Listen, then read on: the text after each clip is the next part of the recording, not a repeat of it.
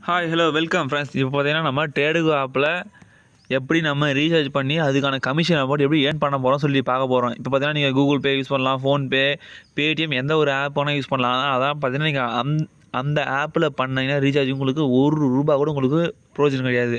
ஆனால் நான் சொல்கிற இந்த ஆப்பை நீங்கள் யூஸ் பண்ணிங்கன்னா உங்களுக்கு ஒரு சின்ன அமௌண்ட் பார்த்தீங்கன்னா கமிஷன் கிடைக்கும். ஓகேங்களா? அது எப்படி நீங்கள் பார்க்குறதுன்னு சொல்லிட்டு நான் சொல்ல போகிறேன். இப்போ நீங்கள் ரிப்போர்ட்ஸ் ஆப்ஷனுக்கு போயிடுங்க. அதில் பார்த்தீங்கன்னா 4வது ஆப்ஷன் மை கமிஷன் அந்த ஆப்ஷன் இருப்பாங்க. அதில் பார்த்தீங்கன்னாக்கா மொபைல்னு ஒரு ஆப்ஷன் இருக்கும். அதை கிளிக் பண்ணுங்கள்.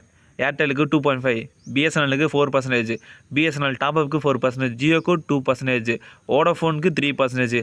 இதே மாதிரி தான் ஃப்ரெண்ட்ஸ் டிடிஹெச்சாக இருக்கலாம், இல்லை போஸ்ட் பெய்டாக இருக்கலாம், அதர்ஸ்,